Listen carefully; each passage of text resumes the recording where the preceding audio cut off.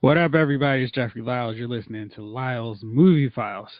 Joining me tonight is my main man, Jovon King. What's up? What's good, Jeffrey? How are you? How are you listeners? How's everybody doing? I'm good. Hopefully, they're doing fine too. Little bro Jayce, what's up with you? What up, bro? I'm good. First news of the day is the show that even NBC will not kill, Timeless, is getting one final, honest to goodness, this is the end wrap up, curtain call, encore, whatever you want to call it. They're going to have a 2-hour movie to wrap up all the loose and dangling storylines. I have refused to get into Timeless because NBC. So, Jovon, Jayce, what do you guys think about this? Did you watch Timeless? I know you did, Jayce. What's your thoughts on this? As I said like a couple episodes ago, Timeless would have been a great show on Sci-Fi because they would have actually let it have like time. It would have been like TNT or USA. It would have been really good on those channels because they would have actually let it go. Like the first season, it had a nice little cliffhanger, and then second season because they're like, all right, we got 13 episodes. Like, all right, let's make them good enough that our audience is invested still. And then NBC finally stops being NBC and lets us have a full run, and then we can really run this whole show. It didn't work again because it's NBC, and everybody assumes, like, oh, you say half a season episode on NBC? Yeah, you're going to cancel it anyway, so I don't need to invest in this. Once again, but this is like a first that NBC's like, all right, fine. We're not going to pull what was it, the Cape? Or we're not going to pull a Constantine. We're going to let it actually wrap up, which shows progress. I mean, it's like, hey, if you guys are the distributor, you can actually make some more money based on having like a season in the movie, put all that as a nice collector's edition. Everybody's happy versus here's the complete episode, series 1 of The Cape or Constantine that has a cliffhanger ending, and well, hope it works out for you guys. So I'm happy they're doing this. I really wish that somebody else would have picked it up and so it could have stayed on my DVR. But if this is what we got, I'll take it. I think Netflix would be a great place for Timeless. That way people can binge it and see 12, 13 episodes on their own time without any worries about the story being incomplete. And I think that's probably the best format for that. What do you think, Jovon? Oh, you took it right out of my mouth. Netflix, Hulu, Amazon. That's the thing about these shows that once the network, if it's a cult followed show, if it like Timeless, it has a nice following behind it, right? Just because the network isn't sold on this show does not mean anymore that these shows die. Remember, like in the 90s, 2000s, like shows that you really enjoyed that had a limited, not a limited run, but like a short run on network. Mm-hmm. Because for whatever reason, the network, the executives, whoever wasn't behind it, so they said, let's pull the plug on this thing. And they did that prematurely because this is a show that's yet to really submit itself, but it's still a good show early on. They have options now. You can go to Hulu. You can go to Netflix. You can get picked up by Amazon Prime. You don't have to any longer say, well, damn, this show really was one of my faves or was a good show. And it sucks because it only had 2 seasons and the network didn't believe in it. And it makes me think back to, like, I know this is a part of a topic, but one show that I really thought about, Jeff, when I read this, Jayce too, was Sports Night, because I loved that show. Sports Night was a really good sitcom. I can't imagine if it had another life. If somebody would have been able to pick that show up. And I think that a show like Timeless and other shows like it, because there are other shows like this show who they have a following, but the networks aren't sold, that'll get canceled. They'll have another life somewhere else. That's possible now. So if I'm a Timeless fan, I wouldn't worry too much, and I wouldn't put too much into the NBC 2-hour finale because that may just be the NBC finale. This show may get picked up a few months down the road, a year down the road, on one of these outlets that we just named. So I don't think it's the end of it, and I think it's good for this show. I was just saying, well, Jovon, like, I mean, one of the better examples of that is the Mindy projects. Like, Fox could never kind of get it on a good schedule. It's how long has it been going on in Hulu? Like 2 seasons? Like a 2-season. Arrested Development, 2-3 seasons. It's like, oh, you guys can't figure out how to do these things that have a following. Like, Right. just throw them on here. Like, we just have. I mean, because that way, because I was just like listening to like a Smallville podcast. I mean, and they were talking about how it's like 10 months of shooting and it's really long hours, but that's only because you're doling out the episodes real quick. But if you get them like 6, 7 in a bunch, you can do that. It probably can shoot that a whole lot shorter and then be done and have their life back. So they're probably like, hell yeah, give me a Netflix or Hulu deal versus NBC is where they're asking me 10 months out of the year, 16-hour days. So I'm thinking they're like, hey, let me get to. Can I talk to the Netflix guy before I pitch to NBC now? Oh, most definitely. But I think what's really dangerous for the networks, especially as they're seeing people leaving and going to Netflix and Amazon, etc., is they have to be very careful which shows they decide not to pick up. So if there's an interesting pilot and they're on the fence, I think we're going to see the networks take a lot more risk in terms of the shows. There's this show on CBS that's coming this fall. God Friended Me, something like that. And that does not look at all like the kind of typical CBS show. But I think they're trying to beat Netflix and Amazon to the punch before they get the next glow, the next big cult show that everybody's buzzing about, where the network shows go 3 or 4 episodes and they made a quiet demise off to Cancellationville. Well, I think, Jeff, like I said, I don't think these execs, it's just like the record industry or the movie industry right now. The marketplace is so open that there's no shortage of content, right? Mm-hmm. With that said, there's no more monopolies. Like, even with network television, there's the money's always going to be in network, right? Network TV shows, network sitcoms have budget that cable markets, unless we're talking about the major pays, HBO, Showtime, don't have. I mean, they have budgets that, unless you're those markets, they don't have that. Like, AMC ain't got the budget that ABC has, or if you're on, let's say, the Paramount Network or whomever, they got a nice budget, but it ain't going to be the same kind of budget that you get if you're on primetime network TV, right? Netflix, Hulu, they're catching up. The production quality of their shows is on par with anything that's on network, anything that's on cable, anything across the spectrum. So you can't just say, well, the money is here versus there. And also, you're going to have to start taking some chances if you're the network. Like you said, you can't just say, we got a surefire thing. But I think the last 20 years has kind of been making networks, movie studios, record labels very selective because the money's just not there. It's not as plentiful as it used to be. So it's making for a lot less risk-taking when it comes to putting content out there. They want to know that they got a hit. But again, now that is, we always say it, like, we used to talk about this like all the time back in like 33rd Street. Like, if NBC had the same mindset that they have now, Seinfeld would have never made it.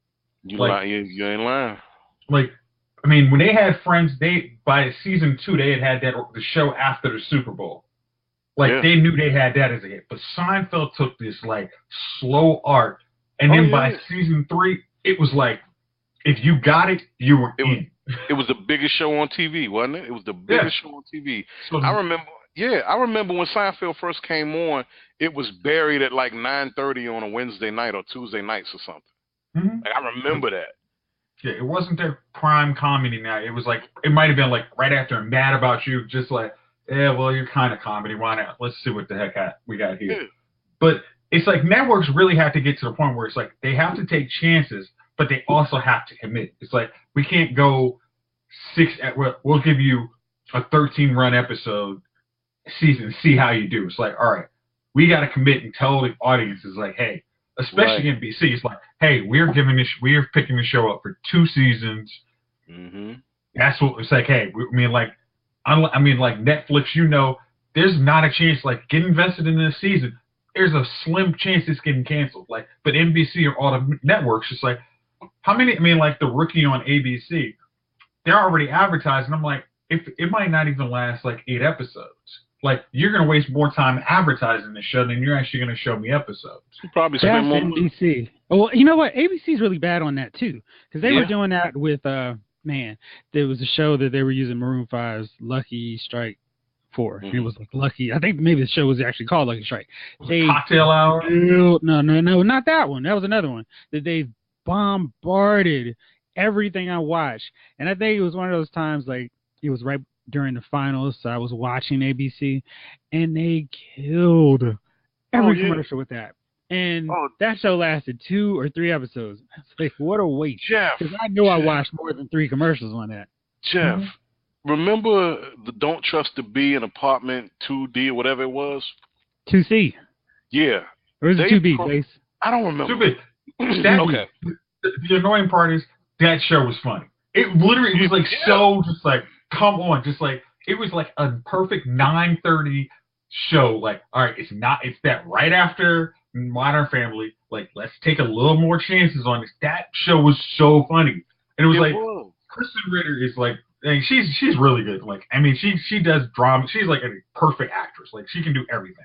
Like, but that was so good. And they just we forgot. You know what's funny about that though, Jayce? They promoted the hell out of that thing. Mm-hmm. They shoved that show down your throat. And they didn't believe in it longer than 18 episodes? I don't believe it had. I don't think they don't give their shows enough time. And another ABC show was Happy Endings. That's a show that really should still be going right now. It should still be on. It should still be on. That should be like in its 10th year celebration, final farewell to the Happy Endings crew. Let me say, that third season wasn't good. And a big you should be able to have a bad season. Oh, yeah. Not that be the end of everything for you. It's like, but they did stupid things. Like, that show was like perfect after Modern Family. It was like kind of like you got the like like the family friendly. Then you got the adults in Chicago doing something you don't see all the time. Mm-hmm. Like, that show should have been easy. Like I said, Jeff, that should have been an easy one to stay on air. Like, everyone in that show was hilarious.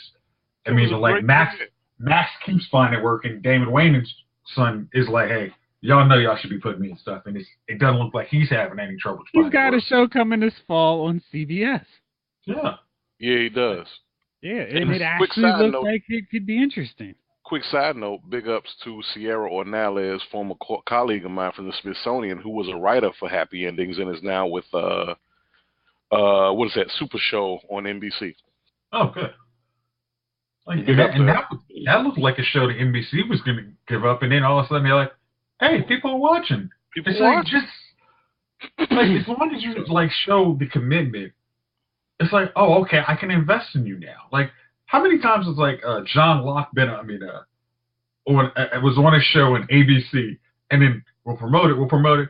Oh, it didn't work on that first night because it's on, like, Sunday at 10 o'clock and no one saw it. It's like, well, you put it at 10 o'clock on Sunday, like, in the middle of the season. Like, everyone's not going to put it on their DVR to make sure it's good. Like, come on.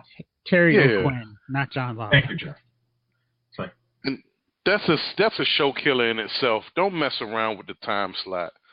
Man. Don't mess around with the time. No, they didn't mess around. They just put it like, it's like, there's certain time slots. Like, Sunday at 10 o'clock is Friday now not easy. Is not easy one to go with. Like, if you want to do like the revival shows, like, what is that? Magnum P.I. If you wanted to put that in the, what is that? MacGyver time slot, like, maybe you're going to get those folks back. But if you put Magnum P.I. at 9 o'clock on Monday, it's got a chance. But it's not going to get the audience who want to see a Magnum P.I. You're going to try and get some of these new folks. But Jayce, I've been trying to figure that out myself, dog. Who wants to see a Magnum in 2018? You know, at least one thing that I find very interesting with the Magnum reboot is they're going with a Latino lead. And if nothing else, we're going to remake it. And that gives you a different, if the writers are creative and want to tackle some things, this opens up the door to some storylines that you couldn't get with the typical Tom Selleck actor. So maybe that'll help it stand out. But from watching the trailers, I'm like, where is his mustache? Where is Jay Hernandez's mustache, man? It's not Magnum without the mustache. And I don't know why I have no idea why and everything that they've been like, he's got the boat, he's got the car, you got the hat. But I'm like, dude, where's the mustache? But That's Magnum. let me ask you this, Jeff. Is how do I want to word this, man? Are they holding this show up? Would this show be better served as something else, or are they propping it up on the Magnum name? I think they're using the Magnum name. But man, it's like I was just going through and they did MacGyver, and there's so many shows from back in the 80s that they're going back to, hoping that lightning strikes twice because they keep screwing up on their original, first time shows. They give up on shows like Timeless too soon, and then they go, well, we've got MacGyver, we've got Magnum coming back, and we've got Dynasty, and we've got Dallas, and they keep doing that instead of taking time and developing the audience, because I think what happens is they're so focused on old school ratings, like, okay, who's watching it right now, and they don't take into account as much the DVR numbers, and they don't take into account back in the 80s Magnum had 3 other shows to compete with, not 50, and right, that makes a huge difference. So I don't even know if MacGyver's still on. Do you guys watch it, or did you watch it? Hell no. So I mean, it's one of those deals where it's like, and they did a Charlie's Angels remake. They did back in 2011, I think. And they're trying to do it again. Yeah. And they got a new movie coming. Yeah, of course, I wrote it. But it's just like, it's silly to me because it's like, you guys got to stop going back to the past, to the 70s and 80s, and thinking this stuff will work again. But if you show more patience with your other shows, I feel like in the binge era, if there's a show that's on for 5 seasons, people will be like, you know what? This show's been on a long time. I think I'll give it a shot. I'll catch up on Netflix, and then I'll start watching season 6 or 7 when it starts back this fall. But if they cancel something, right? If they cancel a show in a season or 2, that there's no incentive to even check it out on Netflix. There's no reason to spend that and make that investment to a show that's done, because nobody wants to get caught up in something and go, well, I know it's going to be canceled after, or I know there's only 10 more episodes in the series. Right. And each one of us has watched enough TV to know one thing. Shows don't really formulate and really get their legs underneath them until season 2, 3. Yep. Because unless it's a really good show with a strong premise right off the bat. Right out the gate. Yeah, it's like a show like Lost, that knew exactly what it was. 24 was another show. It didn't need anything else funny. It was like, here's what it is. And they didn't change, they didn't have to change an actor. They didn't have to do any of those things that a lot of shows do when they finally start trying to find themselves early on. Right. Let me ask you this, Jeff. Have you been watching any of the stuff on CBS Access, like Star Trek or Will Ferrell's show? For real, what I'm doing, I am waiting until their next trial period, and I'm going to watch Star Trek Discovery and some of their other stuff at once, because I don't want to watch like 5 episodes and then the trial's over. Right. Because if it's good, I'm going to check it out. No, it's good, and I'm going to tell you something. CBS Access is going to create a problem for CBS. They're already doing it. No, it already is. You're right.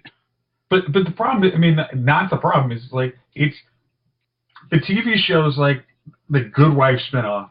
They still are on the old mindset. It's like, hey, we release episodes once a week. It's like, no, like, you can't do that now. If people are going to pay money to watch your channel, they're not going to have the patience to sit there and keep this subscription for a whole year for you to roll up. Exactly why I haven't watched Discovery yet. Because I'm like, nope.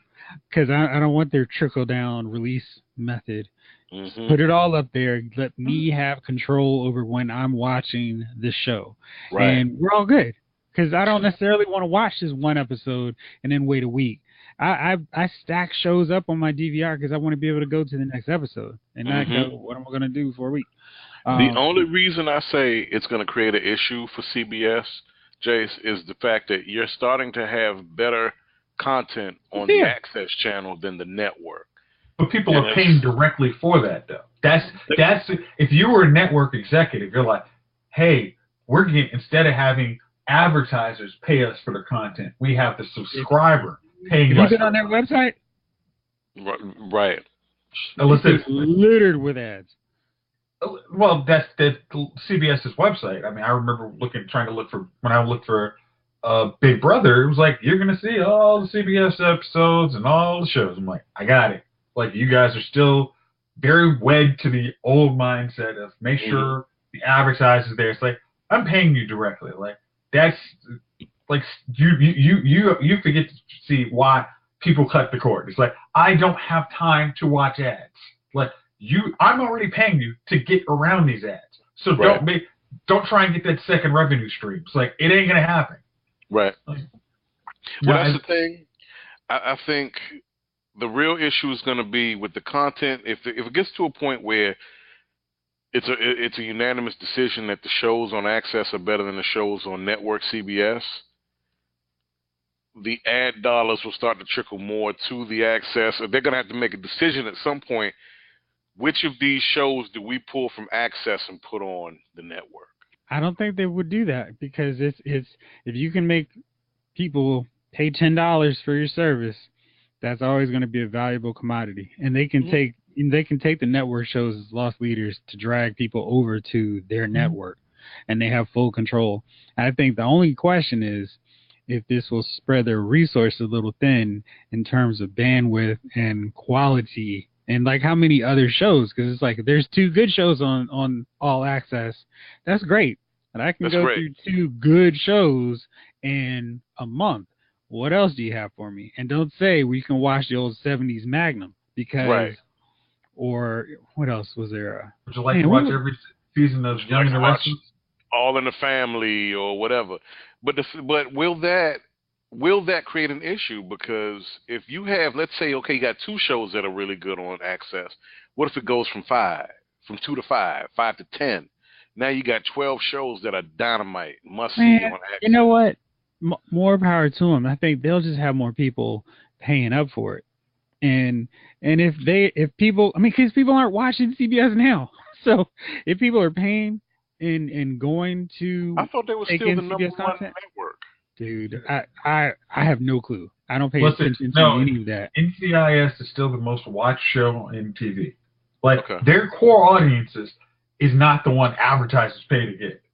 Right. So, but they draw the numbers. So if you want, products for 50-year-olds, go to CBS. But if you want like trendy, you're not going to see a Gap commercial or an Old Navy commercial on CBS. It just isn't going to happen.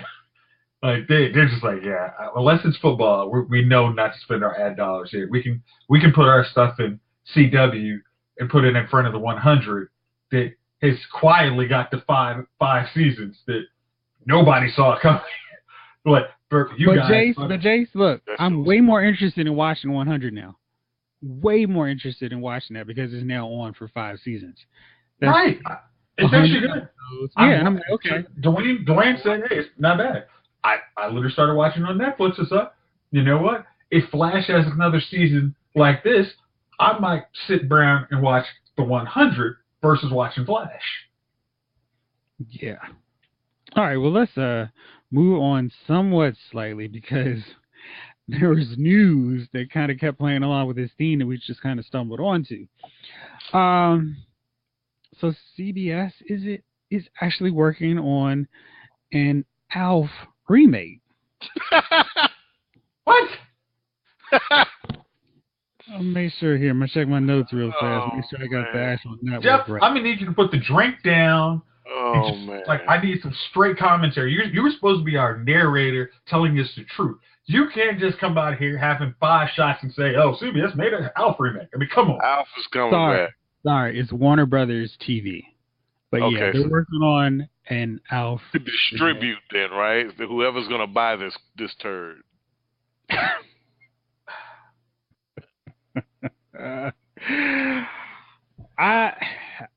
I'm just so confused because it's like Alf seems such a product of the '80s, where you could have shows with a puppet and nobody blinks, and I just. Of the '80s, man. I mean, we had Max Headroom, Max we had Headroom, Little Wonder or Small Wonder, and it's Small just Wonder. like, man, I They don't keep the know. robot. Right. I mean, dinosaurs. I just don't know if there's enough audience to watch Alf. No. I don't know, man. It's not even going to pull like a Roseanne and like have enough nostalgia for everybody to watch. It's like, no, that its time was then. Yeah. I'm not coming back to watch Alf. Like, it's not going to look any better. It's still going to be a puppet. It's not like you. Like, they're gonna make with CGI character this time. Oh, I'm joking. I'm joking. Okay, I don't know that. I can't confirm that. Okay. But they could. Okay, you guys ready for this one? Yeah. What you got? All right, Jayce, I know you're gonna really, really be down for this one. Party of Five is getting rebooted, and it's gonna be on Freeform. Why? Now they're rebooting it with an immigration twist. It's gonna follow the 5 Buendia's children as they navigate daily struggles to survive as a family unit after their parents are suddenly deported back to Mexico. Now, that's an amazingly timely premise and probably realistic spin on an old beloved series. What do you guys think about that? That's not stupid. I mean, that actually is taking something old and actually making it relevant now. Like, that actually, I'm not saying I'm watching, but I'm sure if you want to catch a new audience, like who's never seen Party of Five, I don't know the people who watch Party of Five would want to watch something like that again, but if you want to start getting some people into that freeform other than Cloak and Dagger, that's a smart move. I mean, that's not horrible. I actually kind of like that idea. Like, whoever pitched that one, that was good. Like, that's not bad. I agree. Damn good and right on time. Yeah, and that works with the context of the show. And they can actually be really different with some of the topics they talk about. The same as the One Day at a Time reboot that they've got now on Netflix. So, they can touch on so many things, and this gives the Latino community a show. Absolutely. That they can say, hey, this is what it's like. This is a reality for us. Mm-hmm. Yeah. You know what I mean? So I really like where they're going with that. Hopefully they get it right, do it right. I hope they get a broader audience. Like, I hope just as much as Party of Five, like, of course, it was like, hey, what would you do if you were thrust in as the older brother trying to enjoy your life, thought to, marry, then you find out you can take on your 4 younger siblings. Like, this, I'm hoping that people like, you know what? I mean, like, actually, I'm actually kind of annoyed. Like, that's a show that should be picked up on major network. Like, hey, you gotta stop thinking about it like that. Major network doesn't really matter anymore. The major is only what people decide what they want to watch. 18s and under, 18 to 35, they don't view NBC, ABC, CBS as the major networks. Okay. It's just another network. I don't know about that, though. I don't know about that. Freeform is downloaded, let's say, if Freeform was downloaded by, let's say, 1 million people. Like, I don't have the app on my phone, but if Freeform has 1 million downloads, and people are watching it through that, then that proves me completely wrong. But if then again, people aren't watching it, I mean, because we have it on our cable, but I haven't even caught up to Cloak and Dagger, which means I don't watch the other programs. But see, here's the thing. This is what I was saying last week. Network TV, just like the radio, is still an entity. It's still the entity when it comes to television. They're not going anywhere anytime soon. This is where the ad revenue I don't think that at all. No. Yeah. The only thing that I think is that there's so many more options that you have generations below us are they don't consider it just ABC, NBC, CBS, Fox. Of course It's not. like And whatever else I want to watch. they don't. Yeah. Of course not. But the thing is, they're still viable entities, and that's still the big playground. That's what I'm saying. They're still the big playground. And that can't really be ignored because that show on Fox reaches more eyeballs than it does on Freeform. That show on ABC reaches more eyeballs than it would on Freeform. That's true. But Okay. I would say, I can't tell you, like, outside of sports season, so, like, I don't watch ABC. Man, I don't watch ABC outside of Agents of S.H.I.E.L.D. I don't watch CBS outside of March and football season. I don't watch Fox outside of football. And Football NBC, season. I don't watch outside of football season. And I am Right. outside of the main demographic or the targeted demographic. So I think that that's a real issue for folks because they don't really have a lot of, oh man, did you see that new show on Fox? Or hey, that show on CBS is so good and everybody's watching it like they did back in the day. It's like, you know, it's good. They've got a little audience. Of course. But that's the thing about it. These are the networks, like you said, when do you watch football season? They're the only networks that can afford to buy those kind of contracts. So the money is still there.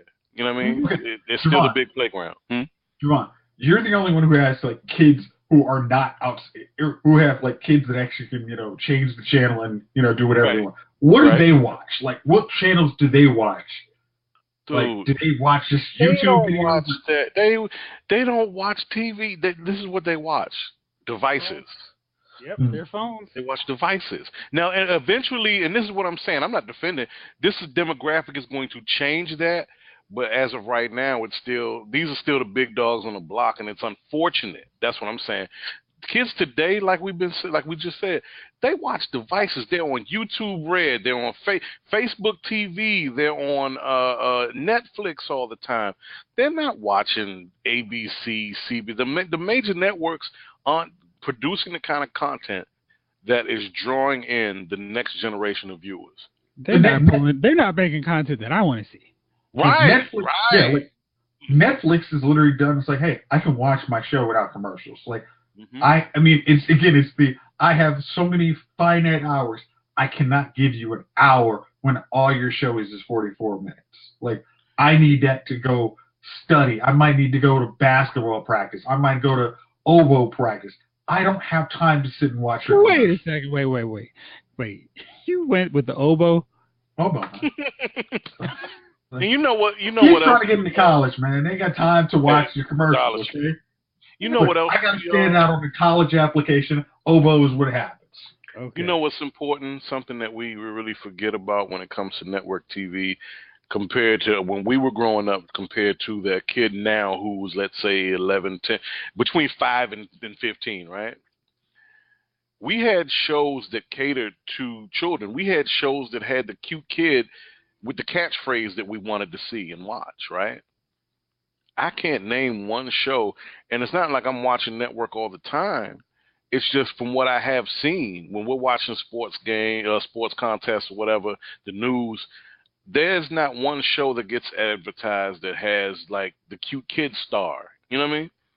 When we were growing up, there was Ricky Schroeder, there was Lil Rudy, there was Punky Brewster, there was Arnold. Who'd you talking about? Willis. There was Urkel, Family Matters. There were shows, and even going back earlier than that, Beaver and the Brady's, and JJ and Good Times, Little Michael from Good Times. All these shows that we named had identifiable kids, or they drew in the youth market because Joni and Chachi. Hey, they had little kids on damn Happy Days, all that. It's just now we don't have those shows. The last show that I can remember that had kids playing a prominent role in it was Modern Family, and they got kids themselves damn near now. Yeah. The middle has kids on it. That's the only one that really stands out to me. The middle is now they had their finale. Yeah, well, that was the only one. All their kids are grown up. There's Fresh Off the Boat. I know they got the little guy there, the two little guys. Blackish. Blackish has their kids. Those kids aren't positioned as the stars. Right. Yes, so They're just girl there. from Youngest, yeah. They're there. They're the they're the straight kids for the adults. Right.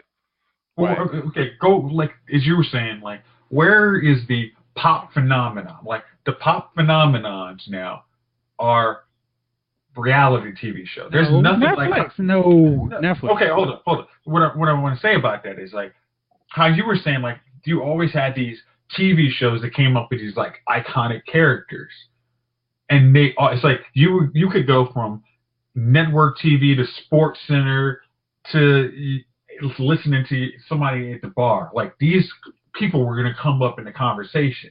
Like now, yes, I know about some of the characters on Glow. Okay, let's move on to the big screen because they are all in reboot.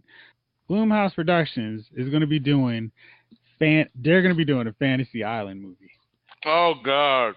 Now, in fairness, Blumhouse, he's not known for their lovey-dovey, romantic, and comedic films.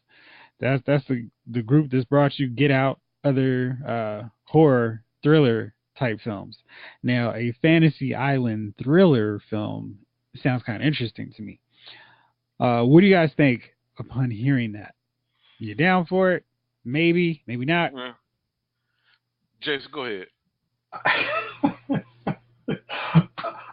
We have Evil Tattoo. Yeah, dude. You know, they don't make your fantasies come true. They make your nightmares real. Oh man, I mean, yeah, like oh Jeff, you just gave them. Work. Man, save that.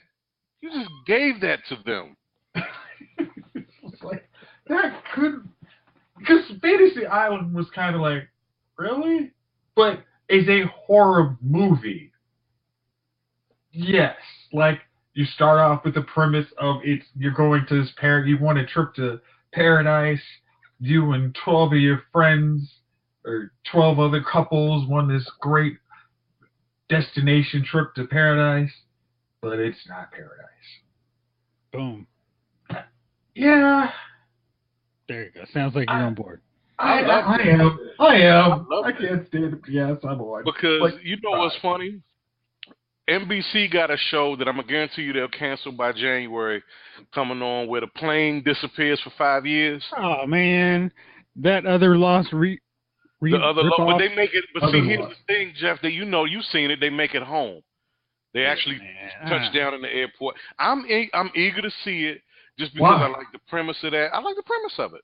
It's going to get canceled. Of course, it's gonna get canceled. Like I said, Jayce is gonna last till January, but I'm still gonna watch it. I'm gonna check it out at least. January. You're ambitious. Well, here's the thing: they ain't been promoting the hell out of a lot of things. It's this Saint Nowhere, the hospital show that they got. That we save people. We skirt the system and save people.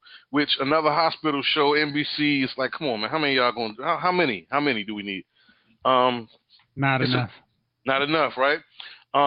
This is the only two shows that they've really been promoting the hell out of. I don't know if there's anything else. I'm eager to see it because I like the premise of it. But I've always thought that with like something like the Love Boat. If you're gonna bring back the Love Boat, do it that way. You come back 5 years or 2 years later. You know, so much of your life has changed, and you feel you found love, but your life is totally altered by the time you get back. Something like that. So I like that. Hey, Isaac, what'd you put in that drink? Roofies. Roofies.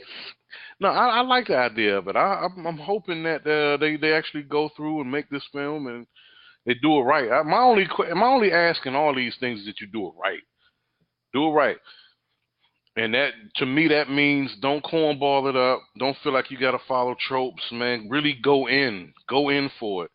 And don't be afraid to make something that's not the happy ending or don't be afraid to make something that's slightly controversial.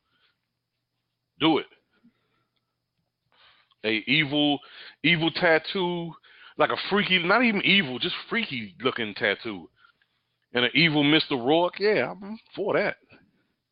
Nose it plain. I want Tattoo to be smoking a stogie and like looking you up and down like, you sure you want to be here? That's what But I want. he's got to say the plane though. He can Oh, just come say on. he can The just say creepy. plane. He can just say creepy. Just say it. Yeah. All right.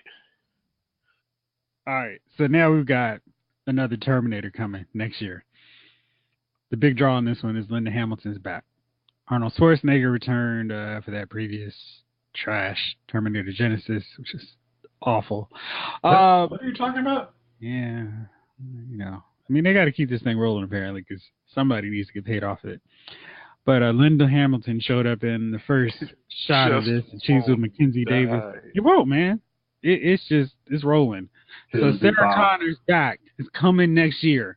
So I envision this movie to flame out terribly because there's starting to be too much competition in 2019. It's just real in the action movie field next year. And I don't see how this Terminator is going to get the job done. What do you guys think about it? Jovon, go ahead and handle that one. Nothing. If they were gonna, if Linda Hamilton was gonna come back and reprise Sarah Connor's role in this series, it should have been Rise of the Machines. Yeah. It should have been Rise of the Machines to give us some kind of continuity. This is gonna stink because look, everybody's 60 and 70 years old. They're old now. I'm sorry. And I look at these kind of films the way I look at running into an old girlfriend, right, or somebody you used to date, whatever. Yeah, we was the couple. We was kicking it back in 1996, but in 2018, you just don't look the same. You don't. And it's going to be the same thing with this movie. It's going to be looking at a 60-some-year-old Linda Hamilton trying to find that Sarah Connor magic and trying to have that Sarah Connor toughness from Terminator 2. What is she, a grandmother now? A great-grandmother? I mean, does it even matter anymore? No, man. You don't have to be but so old to still beat up a Terminator or shoot at least one. Yeah, you don't. So, but at this point, John Connor should be running the game. Yeah, it should be John. There's no way around that. It's like after, what was it? Rise of the Machine was literally, like Jevon said, like Rise of the Machine was their last go back. Now, maybe they did some retcon on Genesis, Jeff, because you're probably the only one who decided you had to watch that piece of trash. Wait. I didn't have to watch it. I chose poorly. You chose to take the bullet for all the rest of us, and we appreciate you. It's usually Javon's job, but you did that one, and we do appreciate you for that. I really do. I mean, it's just like, there came a point, it's like, Sarah Connor, it's like, John is the one supposed to be doing the thing. It's like, the Terminators, I actually just recently watched Rise of the Machine. It's like, oh, that's a cool story. Like, Judgment Day is inevitable. Now you better find a way to save your life, not get killed by a Terminator, do all the things. Like, you're stuck at that point. Like, I mean, what was it, Salvation? That wasn't the best. It wasn't horrible. Yeah. But that was it. I mean, it's like, you can't go back on that well. It's like, why not just do a Terminator, the exploits of John Connor after Salvation? Like, you got fertile land to mess with. Like, you got, I don't know how many years before he dies, before Kyle Reese is doing his thing. Like, why not just go there? Like, bringing Linda Hamilton is just not going to get everybody like, oh gosh, I really want to see what Linda Hamilton can do with this new Terminator. Like, no. Come on. Yeah, I'm with you.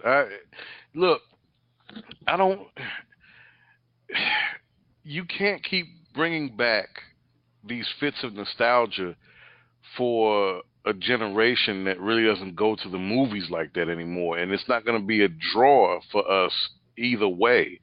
Like, you're not going to make me forget how amped I was to see Terminator 2. You're not going to make me forget about how scary Terminator 1 was for me as a little kid. At nearly 40, I don't give a damn about 60-year-old Linda Hamilton coming out here to reprise a role that she skipped on for two movies that featured or tried to feature somewhat of the original cast and storyline. You don't care anymore. It's like Hollywood clutching at straws. You're trying to bring back these nostalgia factors for things that we're not that nostalgic about. All right, stop right there. Stop right there. You queued me up perfectly for this next one. Okay. So, 20th Century Fox is in the early stages of developing a prequel to The Sandlot. I'm sorry. I'm going to mute myself.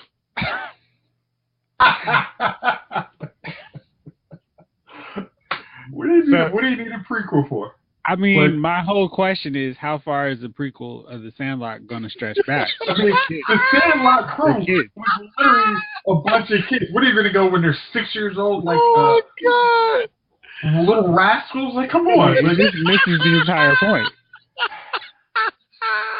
You can't prequel something that when people were kids. Oh, my God. Hey, man, that is... You know what, as I said, the best Hollywood has done 100% on any remake, reimagining was it.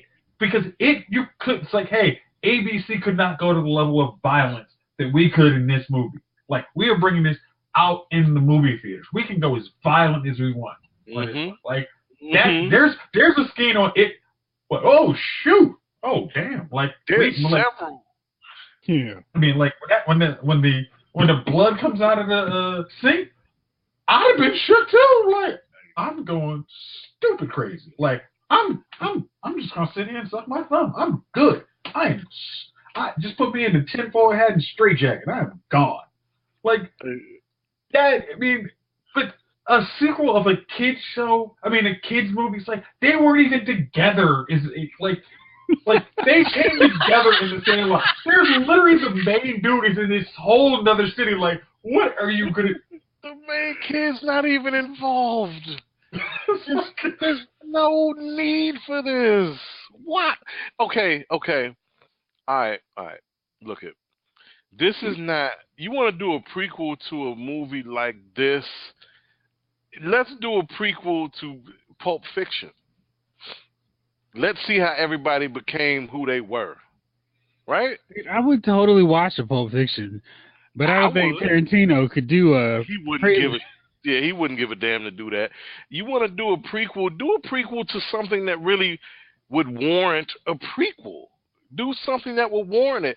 The Sandlot is about a bunch of kids who played summer baseball in a little sandlot.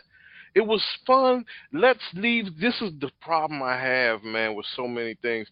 We don't know how to leave things where they were. We don't. The Sandlot is leave it in its time capsule, man. It was perfect, and not only that, it was made at a time when the kids who were portraying those kids then were the adults of that era. They were the 30-year-olds of that era, right? Mm-hmm. These guys that grew up in the late 60s and have those nostalgic memories. They will have those memories of their childhood. This is what resonated to them. Today, kids, unless they're playing in AAU and structured format, when is the last time you've seen a group of kids playing a sport outside that they weren't obligated to play because their parents signed them up for it? When's the last time? Well, I mean basketball, but definitely not baseball. Yeah. Definitely not baseball. So the nostalgia factor for that really ain't gonna be there. That's a niche. That's a niche right there that you may not touch into because it's gonna be like, okay, what were they 6? Or what are you gonna focus on the summer before? I mean, it's stupid. It's really stupid. That's such a bad idea. It really like something you would bring people who enjoyed The Sandlot could bring their kids to and enjoy that movie. It's like, well, that was what my parents' generation did when they really enjoyed baseball. Right. So now, I mean, it's like I've gone to some Nats games and I've seen the dads bring the kids there, but you're trying to go 3 generations. It's like that just doesn't work. No. like 4 or 5 now, Jayce. It's like, who cares anymore? And then that's the thing about it for us, for our generation. It was a fun movie. It was like our major league, I guess. I don't know, but we're not gonna care about a prequel. Who is this movie for? Not me. Right. I'm very annoyed that they decided to make this, Me or too. that they even in talks about it. Me too. Speaking of another movie, I'm very annoyed that they have made. The Venom trailer, second one dropped yesterday, and I'm trying to drum up some excitement and enthusiasm for it, but I can't find any. Maybe it's in my symbiote, but this movie just is not. It doesn't feel like a comic book movie, which maybe is what they're going for, but I don't know what the deal is with Tom Hardy's accent. Those special effects are kind of shaky, and I don't care. And the whole point of Venom is he's pissed off at Spider-Man. Both sides, the symbiote and Eddie Brock. And without Spider-Man, there's no point for Venom. So this movie's just kind of flailing in the wind, and we got some scientists who's coming up with all these different reasons to use them, and he's calling them symbiotes for some reason that escapes me continuously. And it looks like maybe he's fighting Carnage or just the ooze. And yeah, I'm not feeling it. Like even that little last moment of the trailer was supposed to make you go, "Oh yeah, I can't wait to see this movie." I was not. I was like, "Come on, really? I got a parasite. Shouldn't you go to the doctor?" But it's not working for me. Jovon, what you thinking? Same thing. I agree with you wholeheartedly. I mean, this is not. Look, this is going to be Tom Hardy's Spawn. I would love to hear what Chief has to say. I would love to hear what Gunner would have to say because I think they would really nail it. So I'm going to try my best to channel them both. Hold on. I have a breaking. We have a special announcement Please. From Melvin. He said, "Start. Venom looks and smells like hot garbage in the middle of the summer during a sanitation strike in an inner city. Stop." Javon was laughing too much. Let's make sure we get that breaking announcement in full detail. Okay, again, from Mr. Moore. Venom looks and smells like hot garbage in the middle of the summer during a sanitation strike in an inner city. Stop.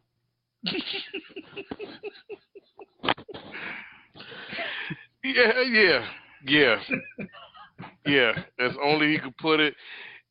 Come on, man. Venom deserves better than what he's getting, right, man? This is supposed to be one of the dark Marvels that's really good, and it's gonna be bad.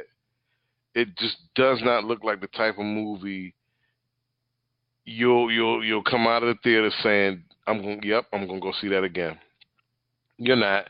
You're gonna This come is out the kind of movie that I'm like, do I want to see it? Do I want to see it? Yeah. Jeff's gonna be like, huh? I could go see the screening of this, or I could take a bath. Well, I God, can guarantee you, I won't pay for this one, so I will go to the screening for it. Because man, paying them for it would indicate that I endorse what they've done, and I do not. I could go see Spawn or get a root canal. Well, Doc, what's your schedule looking like? All right, what's this Novocaine gonna do for him? Are you free at 3:15? Yeah. What, you got a matinee on that one, Doc? 2:15, huh? All right, I'll take what you got.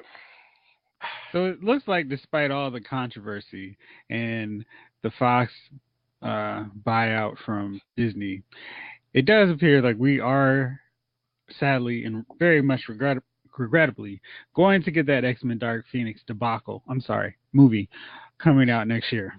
But the status of the New Mutants film is very much in the air. Both of these films were slated to come out this year and were delayed for reshoots. If you've noticed, we're in August, right? And we've seen picture none, trailer 0 of Dark Phoenix. Or I'm sorry, we haven't seen a trailer for Dark Phoenix. We've seen a couple random pictures on a couple magazines, but that's about it. We haven't had the official releases of anything. This movie is going to be trash because X-Men Apocalypse was trash. And I have absolutely no hope in this because they're still trying to position Mystique as a mover and shaker in all things X-Men. Of all things, the best thing that would happen with Dark Phoenix is if midway through, everybody turns to Ash. Like, that would be amazing. I would tell everyone to go see it if that happened. And like the movie could be 40 minutes and then it just ends with everybody turning to Ash. That would be all of like seriously, that would be awesome. Like they should end that movie with that. And I don't even need to sit through 2 hours of trash to get to that point. But if it just ends abruptly with everybody turning to Ash, that would be like the best movie ever. It would be the best X-Men movie ever. 10 out of 10. It's done. You can't do anything else with it. So, what do you guys think about these X-Men films that are kind of in limbo? Is there any point to releasing them? Because they're not going to matter after 2019. They don't. I don't even know if they matter now. But they look at this stage. They should do everyone a favor and release the X-Men property and Spider-Man as well to MCU. They're all there. They're all there now. They're all there now, but they need to. That was the whole point of the merger. Is literally to get to. Yeah, they get all the TV properties and all the X-Men, all Spider-Man. Right? Are they going to get it right? That's now it's in Marvel's hands. If Marvel screws it up, that's hey. Okay, never mind. Jovon, the thing is, Fox never had any idea what to do with the X-Men. I mean, that first film was proof enough that they had no clue. Bryan Singer was like, oh, this is a cool way for me to make a cinematic analogy to being gay. But he didn't understand or anything else about the X-Men. I mean, he found one little thing, and he was like, ooh, Magneto, Mystique, Professor X, Logan, great. Like it. I've got the X-Men down. And it's like, no, dude, you have nothing down to the X-Men. Like, absolutely nothing. Nothing. And I mean, and now if Marvel Studios was to look at what's going on in the X-Men and Marvel Comics right now, they would also have no idea what to do with it. But fortunately, they actually know the core of the characters and understand the characters better than the people running the comic wing. And it's one of those deals where they've done everything else right. There's no reason to suspect that they won't get the X-Men right. And it's just a matter of which X-Men they want to do right first. Right. The only request I have is not to bring Magneto and Mystique in the first 12 films. Oops, I'm sorry. 6 films. Oh, wow. Okay. I'm just tired of them, man. They're all these characters. Yeah. X-Men has enough decent villains that you can use. Like, you got Mr. Sinister. Like, I mean, you can do actually Apocalypse, right? Like, they have enough they have enough baddies that you can use. I mean, it's like, I understand. It's like, if I had that, I'm like, hey, I say I release it it's released for one day, everybody gets their residual check. But it never really sees the light of day. Like, it's pointless to release a film that you know you're going to have to whitewash. It's like, it's not going to matter. You're going to Thanos wipe it away. Like, there's no point. It's just like, hey, you already got paid for this. Whatever you made on the last one, we'll give you a 25% bump in whatever the heck it is, even though we know the gross is not going to be 25. Like, here you go. This isn't ever going to get released on DVD, Blu-ray, digital. It's not going to happen. Like, if you guys can come into the Marvel universe, like, the girl who plays Jean Grey, if they want to go with that role at your age, no. Oh. We need people the same age as Chris Evans to be the X-Men. I don't want the teenage version of the X-Men. I need adults. So okay. All right. I want this movie to start off.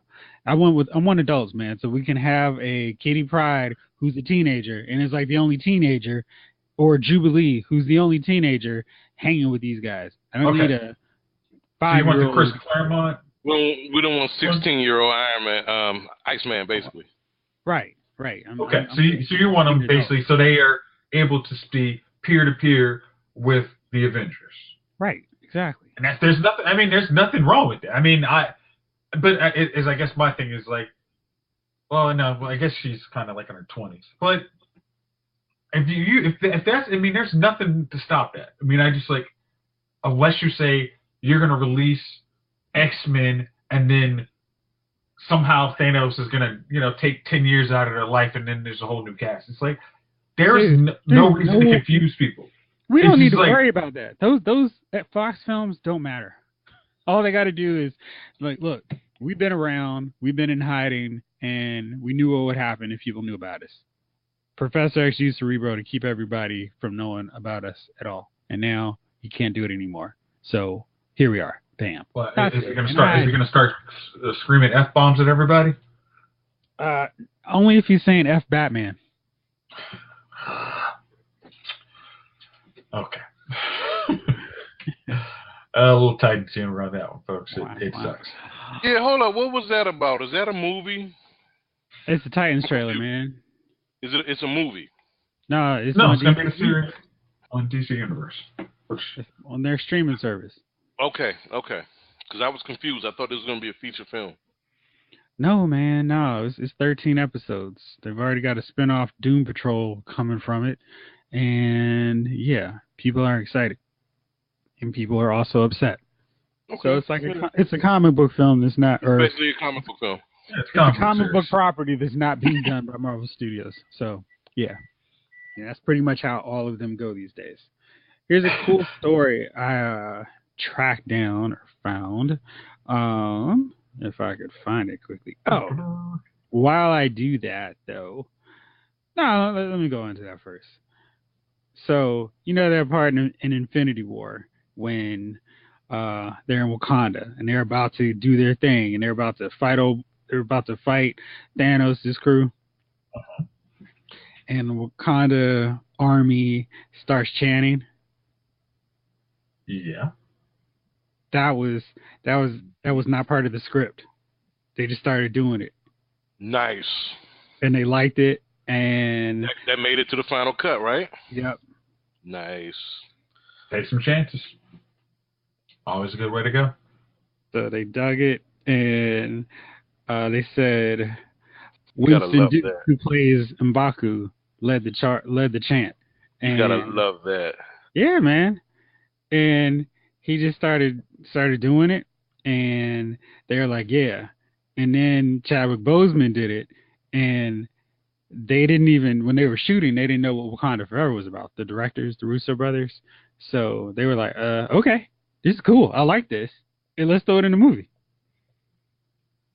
So that's the Black Panther cast really taking ownership. How dope is that? How dope is that, man? Was that released on the commentary that came out? Yeah, director's comedy. Right. That's cool. Yeah. And big up to my man for seizing his moment. That's something that makes you. You know what I mean? Mm-hmm. Yeah. That's something that makes you. You can just seize a moment like that and turn it into something totally what it wasn't even supposed to be. You made it even better. You know the funny thing is, if that wasn't there, that scene wouldn't look half as intense. It would have just been a bunch of dudes standing there looking shook. It's like they actually look like they had some heart. Like, all right, come on, bring it. I mean, but if they just sat there like, oh shoot, we're gonna die. You want war? I'll bring you to war. Yeah, it's like, okay, all right, we're gonna wait for Cap and Black Panther to charge out, and then we're actually gonna look like we got some heart. But no, that was a great moment. That was a good move on his part. Good job, Winston Duke. The Guardians of the Galaxy cast came out in support of James Gunn. They all wrote a letter. They all didn't write a letter, but they all signed off on a letter. The entire main principal cast. So that's Chris Pratt, Zoe Saldana, Bradley Cooper, Vin Diesel, Dave Bautista, Sean Gunn, of course, and I'm going to butcher her last name, Clementoff, who plays Manus. And our boy... Dondu? Michael Rooker, yeah, he did too, and Karen Gillan. So, like, all the main crew from Guardians, they were like, look, we want him back as the director. It doesn't sound like Disney's going to budge on that. They're sticking to we're going to stick with our family-friendly guns here, and unintended, and we're gonna keep him off on it. And I guess they're gonna go with we're gonna throw you guys a couple $1 million more, and hopefully that'll be enough. I still think it's a terrible precedent. But fellas, what do you think about this? Should Disney stick to what they've said, or is this a case where they kind of go, "Hey, well, since you guys want him back, we'll go with that"? Here's Jayce. Please go ahead. I'm sorry. As I said last week, Disney was way too hasty on that. Instead of, you're costing yourself maybe in essence like $10 million by just not saying you were wrong. Like, that's letting pride cost you money. Like, literally just say, hey, we rushed to judgment. That is a family-friendly company. We should also know not to do that. We should have some self-reflection that was the wrong call. And we reviewed all this stuff. We looked at the evidence. We looked at our initial interviews again. We knew this wasn't that guy. We made a mistake. Like, so, the Galaxy guys have actually figured out for once, they have leverage. Like, they can literally say, yeah, Guardian 3 is not happening until he's on this. And they are going to budge. Like, you can you can replace Terrence Howard when he got out of pocket. But you can't replace 5 other guys. Wait, Terrence Howard didn't get out of pocket. He just wanted to take a pay cut. He wanted his money. Right. So you could replace him, but you can't replace 5 solid characters. It's like, like if you say, oh, we can get rid of Bradley Cooper. Yeah, you can get rid of Bradley Cooper. You can't get rid of Chris Pratt. You can't get rid of now because by this point you can't get rid of Zoe Saldana. You know she's too damn important for. Infinity Wars 4 is part 2 is already filmed, but you can't get rid of her. Like, it's like you can't get rid of Mantis. You can't get rid of any of them. Thanos already got rid of the Guardians. Yeah, but try and do that with a whole new cast. I'm just stupid. Thanos, they're already dead, man. Yeah, Then why are we talking about Guardians 3? Oh, right. Okay. Right. It's like you have to just say, hey, call it. We made a bad call, Ripley. Like, don't eat $10 million of hush money. Mm-hmm. Just like, all right, here's your little bandage. It's like, no, you can give us $5 million more. We're still gonna get this, and then they're still gonna be like, all right, well, he's coming back anyway. Okay, yeah, well, soon, where's my $5 million check that you agreed to? Hello there. Hey. Yo. Oh, okay. we had a buzz here. Thanos snap work in the other direction. All right, we've been talking about Guardians of the Galaxy, Chief. How you doing, man? I'm good. Good. So listen, we're talking about Guardians of the Galaxy and how the whole cast signed off on a letter. They want James Gunn back, and Disney, at least right now, isn't budging. Do you think Disney's in the right, or do you think they are going to eventually cave in and bring Gunn back because the fans or because the cast wants him back? Well, if the cast is fighting for him, they may bring him back. Just like everything, time heals all wounds. So maybe they'll let some time go by, let all the haters come, say what they need to say, eventually they'll die down, and then bring him on, and then call him a consultant, even though he took care of the whole project. Because if the cast is with him, nobody's probably going to snitch. So, yeah, he consulted. And he was actually running the show. So, they do that in government now. Saying somebody consulting and somebody's running the show. So, it shouldn't be no different for my man James. Come on. Hell, they want the best product. The cast and crew want the best product. And if they believe that this guy gives them the best chance to win, then I'm sure the studio will be with it. At the bottom of it all is money, right? So, right. And so if they were making this much money before these tweets got discovered, they'll still make the money. I don't think anybody's going to be like, well, I'm not gonna go watch him now. I mean, if this guy makes you money, and the money is always what we're after, then you got to run to the money always. It's the American dream. Well, ain't it? Yes, sir. All right, Chief. So we're going to just hit you up with all the stuff we've been going through here. Because Jovon was very curious about your take on the Venom trailer. What you got on that? That Venom trailer was garbage. And I was saying earlier that every time you see the Venom trailer, no matter if it's the first, second, third, it's a repeat of them all. It's the same scene,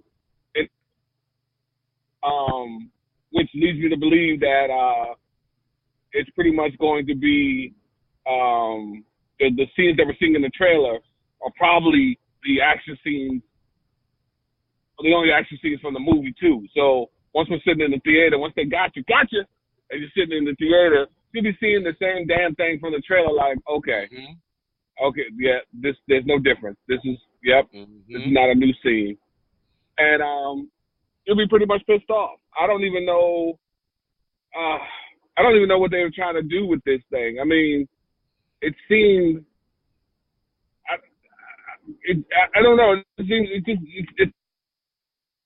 is it a Marvel movie?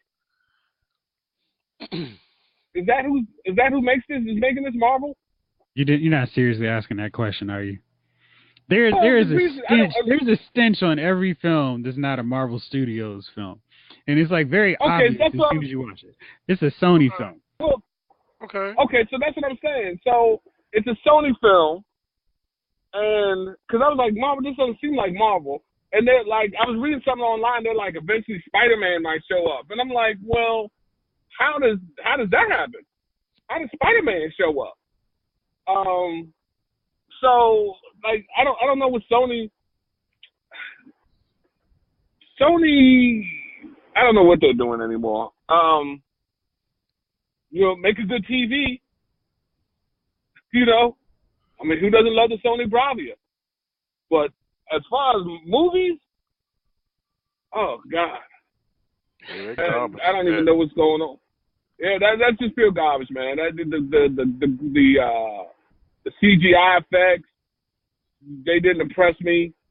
The content, it looked like a lot of talking, and then, like I said, it looked like the action scenes were from like the trailer. Like hey, this is all I'm getting. These action scenes from the trailer. That's it.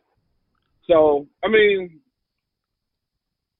it is what it is, man. Sony, just go ahead and hand over your Marvel stuff over your Marvel comic stuff to the true players. You know what I mean? And let them do what they need to do. Because they getting embarrassing now. They're just throwing out movies. Next you'll get what's it what's the guy that used to the claw thing? What's that his name with the sound? Who that? Claw. Yeah. So next thing you'll know, we'll have a Claw trailer or something. But it'll be the actual Claw from the comic books with his sonic arm and all that. It'll be something stupid. And you'll be like, whoa, here we go again with this. Because Venom could have been a great character. And I hope Marvel gets a hold of Carnage before Sony grabs Carnage. I mean, it is what it is, fellas. Now, Chief, let me ask you this, Chief. Okay, go ahead. I'm listening. You got me. Being that they ruined so far the Venom trailer. Now, unless Venom comes out and makes what's the good threshold, Jeff, that you can guarantee a sequel or something? For comic book movies, they're a little bit different. I would think at least 70 to 80 million. So you need at least that, and that depends on how much they spend on marketing. 70 to 80 million? Yeah, for a comic book one. That's the low threshold. Because overseas. Okay. What is this, like Spider-Man 2? I mean, the Amazing Spider-Man 2 made like 100+ million, and it didn't get that third movie. So, like Jeff said, that's a moving target. Wait, Spider-Man. Which Spider-Man 2? Andrew Garfield. Andrew Oh, Garfield. yeah.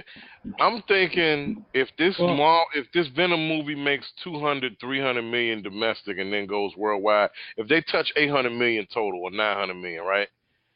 I mean, that's lofty, but if they do, Chief, do you think that the Carnage movie, if they even decide to go that far instead of doing the Venom sequel, who do you think gets the rights? I don't want to ruin this for you guys, but I'm going to.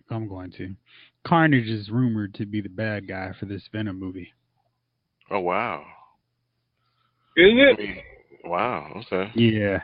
If that's true, then they've ruined Carnage. Yeah, and that's supposed to be Cassidy Cletus or something. Yep. What's his name?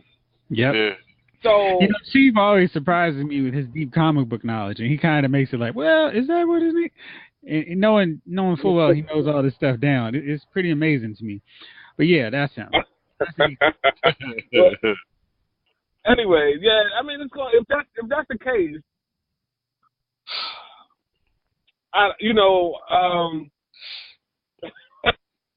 yeah, that's pretty much because I was, Carnage is a fantastic character.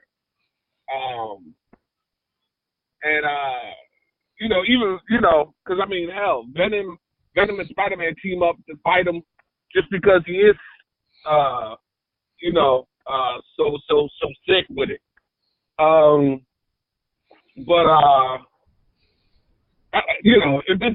it just stays a rumor. You know what I mean? Hopefully the other, it's the other symbiote characters. The guy, what is it? The five other ones that are similar to Venom. Hopefully it's them instead of Carnage. I hope it's not Carnage. I mean, they're just taking. They've already taken the way it should have been laid in the comic book. I mean, the way the comic book laid it out was perfect. Now you've laid it into this manner where you don't have that Spider-Man connection to Venom. I mean, you know what I mean? It's supposed to be Peter Parker, then Eddie Brock, and then later on Carnage. And now you're taking that that connection through, and you're just doing your own thing. You're just like, oh, you know what? We're gonna do our own thing. Here, eat this. And then right now, I don't like the smell. So, you know when your grandma had them pot of chitlins cooking, and you knew by the smell you wasn't gonna go in there and grab those chitlins. Yeah, I ain't gonna like that. You know what I mean?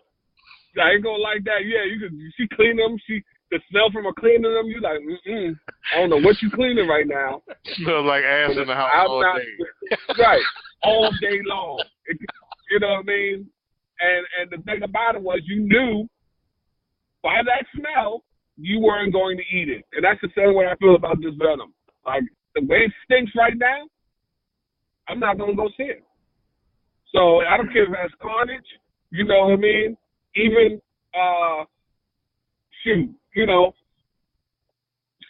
somebody I want to see from my past in it. I don't care.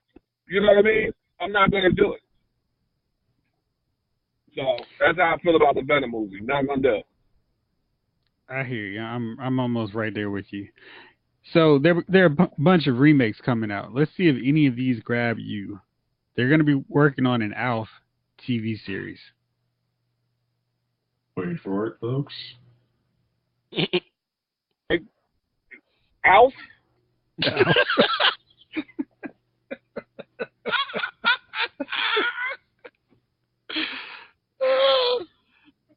Yeah, Alf. I'm done with you, yeah. I'm done. I ain't even got a comment for Alf, man. I got nothing. I don't. All right. No. That's gonna be a no for me. Did you see The Sandlot? And Hillary says no, huh? Yeah, I saw The Sandlot. They're working on a prequel to that. I'm gonna say no. Mhm. You're not interested. No. I mean, the movie was good. Here's the problem with a lot of these things. And here's what for me. And then when I say I'm saying no for me, The Sandlot was something I watched when I was young. So in my 40s, I have no desire to go see The Sandlot. So and I'm not sure if kids of today would enjoy that movie. Like it's everything's changed so much from when we were younger. Hell, nobody really comes outside to play anymore. I mean, you can identify, even with The Sandlot, you and your friends going somewhere. Jeff Hart, we used to play football all the time. When's the last time you see a group of dudes outside playing football? That's Not exactly very right. often. You know, so all that being said is, it's not even a movie that, as a grown-up, that would be interested, you know what I mean, in seeing. And then as a child, would a child really want to go see Sandlot? The prequel? I mean, what the hell is the prequel? They were like 11, 12 in there. Right. So how far, you know what I mean?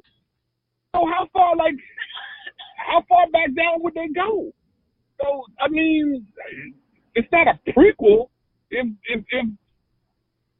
you know what? Yeah, all right. So no, that's a no for me. Sandlot. That's a no for me on Alf. You know. All right, I got one that's going to turn your opinion here. We got a new Terminator coming. Sarah Connor is going to be back for this one, and she's going to be helping Arnold Schwarzenegger deal with a new Terminator menace. What you think?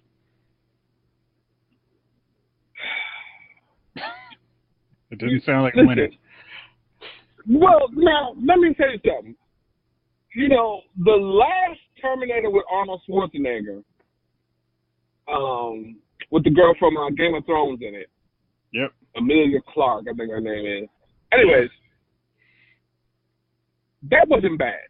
I mean, what I'm saying is, I could watch it. I wasn't like, oh, this is just terrible. Now, those Terminators previous to that, you know, like non-Arnold Terminators, to me, they were all garbage. They were all just garbage. Which one are you talking about? Man, I'm talking about them all that Arnold wasn't in. The one with Christian Bale, I didn't like. Salvation. Yeah, there was another one, and I can't think of what it was. I didn't like. He was in the third one. What was that? Rising Machines? That was doo-doo, though. That wasn't doo-doo. It wasn't great. It wasn't great. I'll give you that. It wasn't great, but it wasn't Salvation. And wasn't there another Terminator in between there? Are you sure you're not thinking about the last one with Emilia Clarke? No, Emilia Clarke was, maybe that's what, maybe the time of Terminator Salvation, maybe it was that one, but it wasn't bad. But, but that one with Christian Bale was garbage. I hated that joint. Even with the CGI Arnold, when they showed him coming out the thing looking like he was in 1984. That was good CGI. It looked like Arnold back then. Man, yeah. You knew you was watching. You knew it was hokey, man. It looked hokey. To me, that was like watching when he took his eyeball out in the first one. Now, watching that today. Well, you saw how bad that looked, and then you saw him put his glasses on. So I'm okay with that. But I wouldn't defend the rest of that movie. I mean, like, that was 1984. That was filmed in what, 2015? Yeah, like I wouldn't. I mean, there's parts of Salvation. I'm like, I mean, it's like how the rest of Terminator is like kind of action. There are parts of Salvation you're like, am I supposed to stay awake during this thing or what? I mean, just call me when they actually get to the bombing or action part, because there's a lot of dialogue. Yeah, it's not a Terminator movie. Yeah. There's a lot of everything in that thing. A lot of garbage too. A lot of garbage. And it is. You know what? And then like, who is this new Terminator that can fool the humans? It was just stupid. You know what? And then and like I said, like he's talking about the last Terminator with Christian Larkin, I think that's what his name was. Anyways, that wasn't great, and I hate. Sometimes I hate. I appreciate if they go forward with different characters rather than them going backwards, trying to replace the old characters with people who look nothing like them. Mm-hmm. Like Reese. You know what I mean? Well, right. Well, the Connors, the boy.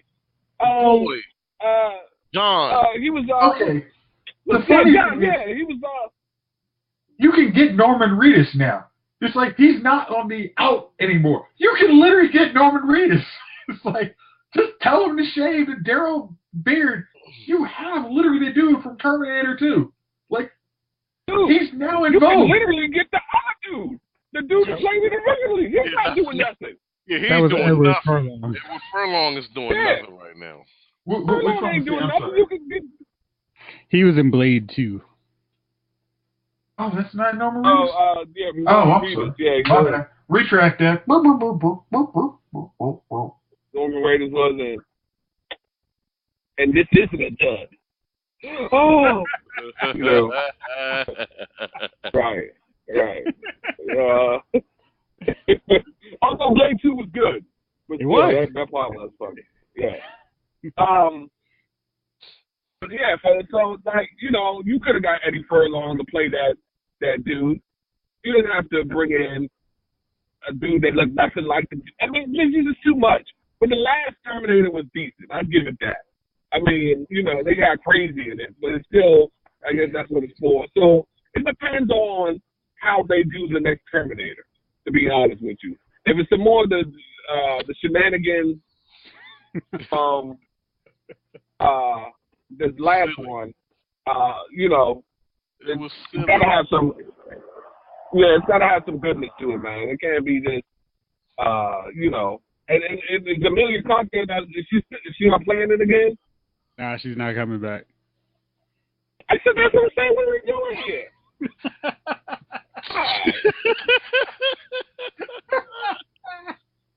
Hey. She was playing Sarah Connor, so with Linda Hamilton back, she can't play her. Yeah, yeah. She. I don't know. All right, she tried again, man. Your phone was going crazy on you. I'm saying Linda Hamilton, she's old, man. She's beyond. She's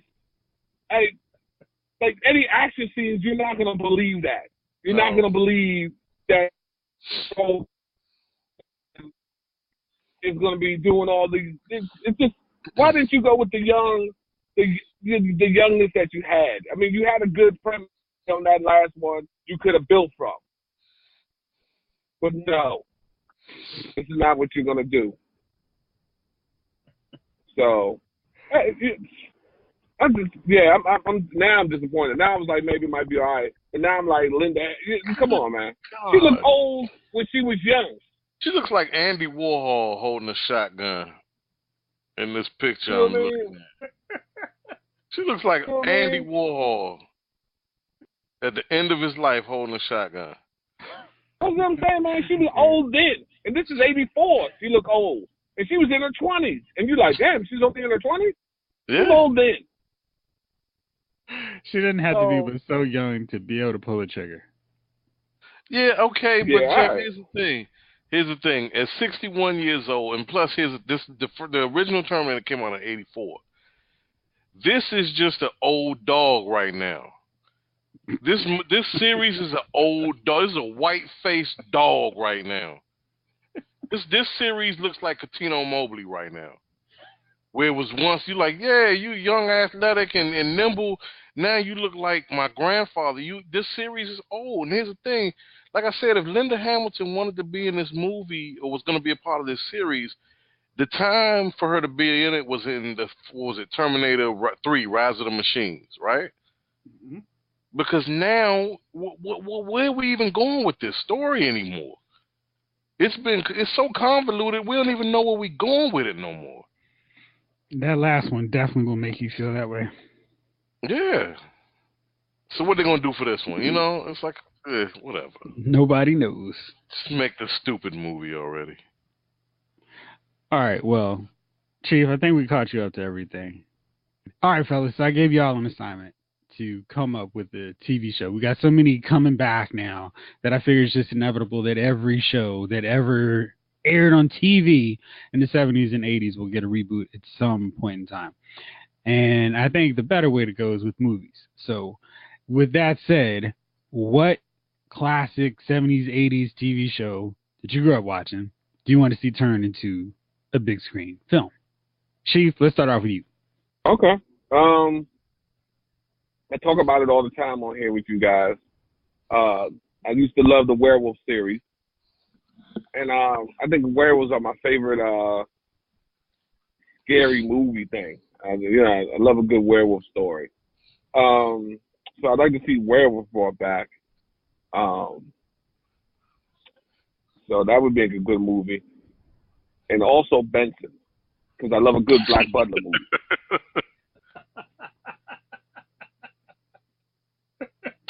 The Benson movie. He could be a spy. He could be a spy as well. Confessions of a Dangerous Mind. All right, Jovon, how about you? I would love to see a really unsung show from the '80s, early '80s. It was about a guy. Are you queuing this up? Yeah, that's me. Okay. It was about a guy who found a suit. It was an alien superpower suit, but he lost the instructions for that suit. Oh, The Greatest American Hero. Thank you. It was such a great show. It was funny. That's the thing about it. The action was real action. It was 80s action, car chases. Yeah. I don't know how to do this to you, buddy, but ABC was trying to move ahead with that. They were trying to make a reboot. As a TV show, though, right? Right. But as a movie, I think it may work better. Okay. All right. Let's see what you got. Yeah, I mean, it was a great premise because it was action, it was comedy, light on the drama. If you ever watched the show, you know what I'm talking about. It didn't get too heavy, which it shouldn't have, because this is about a superhero a regular guy who finds a superhero suit but loses the instructions to it. So he has no idea how to work this thing. So every day, he's like a duck. He wakes up in a new place every day. So flying 3 feet off the ground. right. I can pick up small cars, but not SUVs because I haven't mastered that part of it yet. You know what I mean? It was funny for those reasons and others, and it had real heart. The guy that played, I forget his name. He had real heart because he really could William Catt, I think it was. William Catt, yes.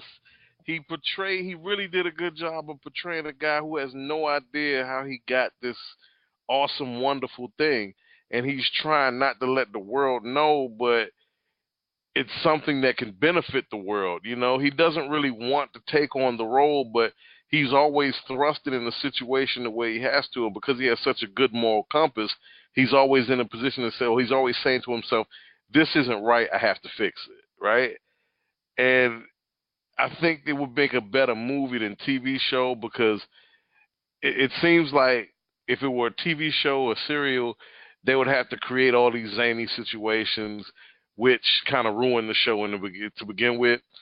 As a movie, they can focus on an essential evil or essential bad and have him grow into taking on that essential bad, but he can take on little things along the way, like the montage where he starts to get it, but he still hasn't figured it all quite out yet. Whereas in the serial, it's just creating zany adventures for him. And we know today's TV market does not allow shows to grow. So we're talking about ordering 12 episodes and letting 4 air. Whereas a movie, you can float it out there and it can become a sleeper hit, like Guardians of the Galaxy, like Ant-Man, like insert movie here that was a sleeper hit. So I think it had better legs as a film. Believe it or not, I'm walking on air. Yeah. Never thought I could feel so free. That was my joy. Did you ever see the joint where he found the instruction booklet? He found the instruction booklet. Listen, they had I've got that on DVD. No. So there was an episode where he found the instruction booklet, and one of the suit could do a million different things. It was just like, besides flying, super strength, and bullets, it could do way more than that. So way more than that. He shrank himself.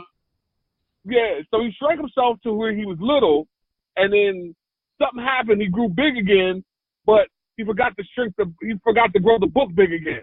So the book was still small. He was big, and he couldn't find the book anymore. So at the end of the episode, he lost the book again. That's why I love that show, because it had a sense of humor and it realized how ridiculous it was. That really was one of the best theme songs on the TV show. All right, Jayce, you ready? Okay. I got my one. All right.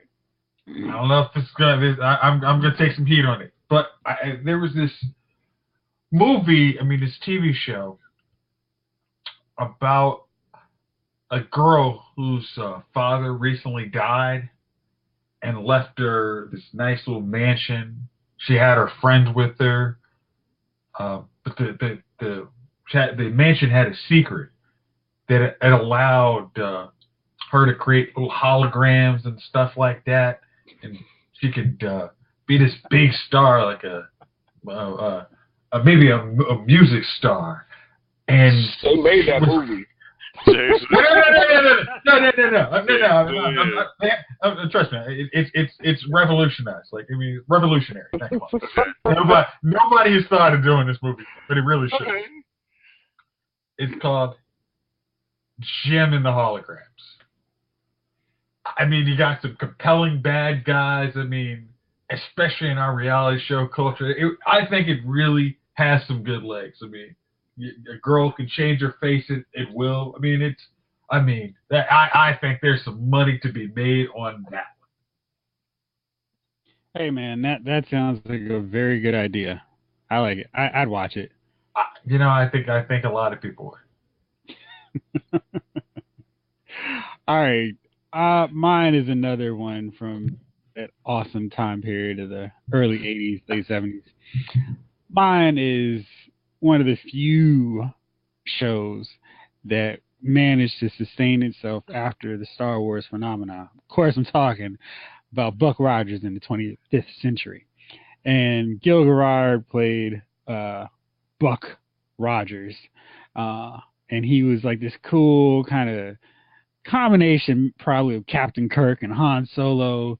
He had his cool laser gun and he had his nice outfit, and he's a fighter pilot, and he was just going around space. Aaron Gray was his co-star, and then he had this dude who dressed like a bird, Hawk, and then they had this little robot, Twinkie, who wasn't the annoying sidekick, but they had cool stuff. And I think if they were able to make a movie like that, even if it was just pretty much a live action version like we got with the awesome Flash Gordon film, this would be a great movie. So I would love to see that, and I think that they would make a lot of cold hard cash with this one, because it's the kind of film that would really work, and people like sci-fi.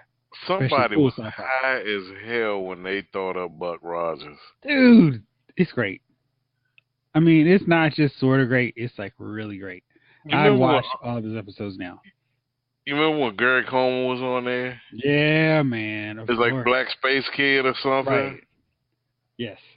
Oh my God. Did y'all go see the play? Gary Coleman is Mr. Bojangles.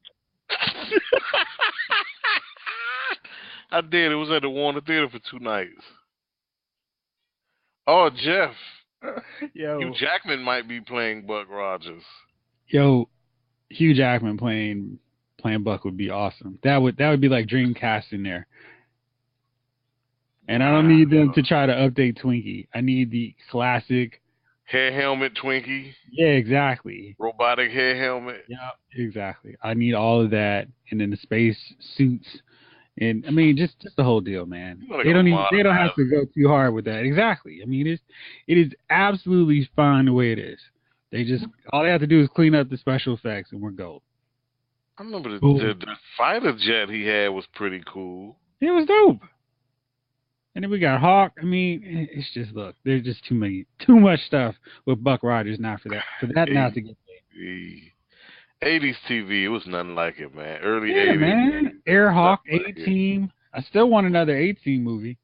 That Hey, last what one was was the good. one with the motorcycle? What was the one with the motorcycle, the souped up motorcycle to solve crime? Nobody remembers that. I feel like you're Like, making it. I'm not. It was like Airwolf and Nightwolf, the motorcycle crime TV fighting motorcycle. What was the name of it? I'm about to look it up. All right. Track that down. Yeah, Buck Rogers will work. I mean, I'm wondering.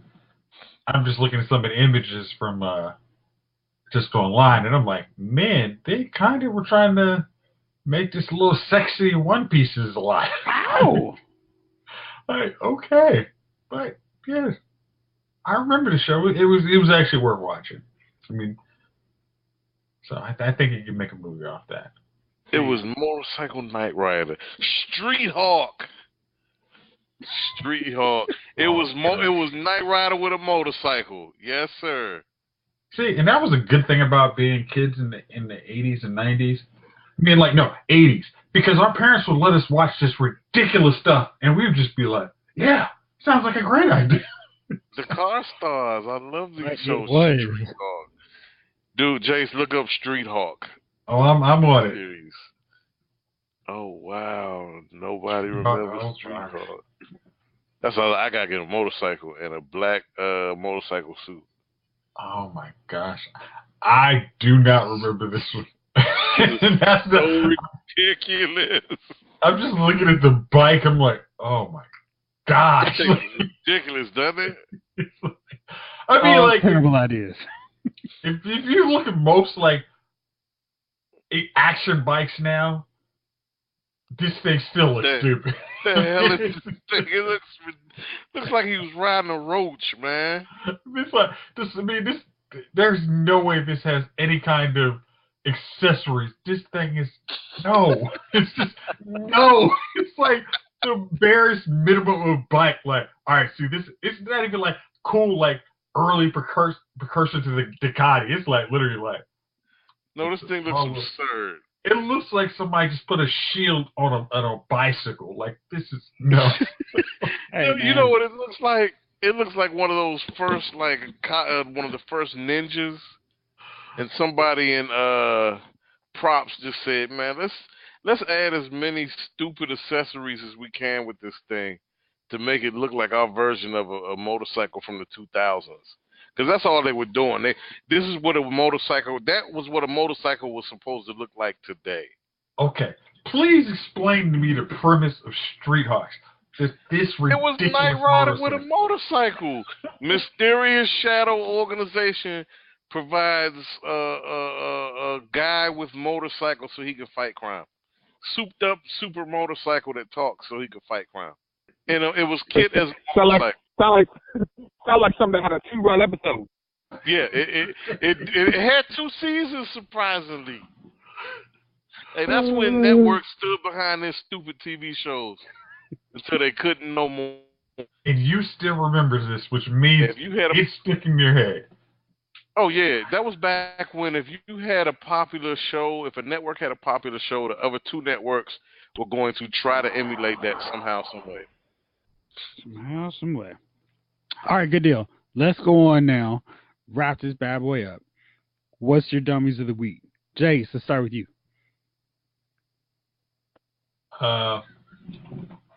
See, my problem is I listen to a lot of political podcasts, and especially without the TV shows, there's like no way I can get in this without getting political, which I think everybody has way too much, I mean, especially in this era. We see through politics way too much. So I'm going to refrain from going with my dummy of the week. Jovon, how about you? My dummy of the week is the Nats front office for not trading Bryce Harper when they had the chance. Because there's no way you're going to be able to re-sign him, and there's no way he's going to re-sign. And what's the deal, man? You did yourself a favor. Catch me up on this. How did it get to this point? They stopped winning. Well, the Nats right now, they've stopped winning. Here's the thing about the Nats. They're like the Sacramento Kings of baseball on the East Coast, dude. They had a really narrow window, and they had to win when they had the chance to win. Bryce Harper has hit a wall. He's a 220, 230 hitter that may hit for 25 to 40 home runs depending on his health. He's at 25, nearly 26 years old, and he ain't going to get no better than he is right now. This is it. Unless he starts shooting steroids at the Barry Bonds calculation, he's not going to become a 50 home run, 60 home run hitter. The game has changed.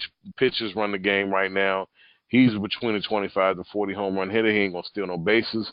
He's not going to bat for a high average. He's still undisciplined at the plate. He's a feast or famine hitter. And tell me what you really feel. I'm not. You're not even joking. He really is hitting 223. 223. That's up from 214. He's been on a hot streak. Dude. And that's the thing about it. For a guy like that at once for one point in time, he was saying he could command a $500 million salary, which the best players in the game ain't even touching. And last year he was in 320 with how many runs? Blah blah blah. 29. Yeah. It ain't even 42. So. Yeah. And the season's almost over. We got another 30 or 40 some games to play, maybe. No, it's baseball, so there must be another 100 games left. 116 games. It's about another We got the next 2 months to play, so we're talking about nearly 40 games at least. All right, well that'll do it for this one, fellas. Thank you for joining us. Thank y'all out there for listening. This episode of Lyle's Movie Files has been filed.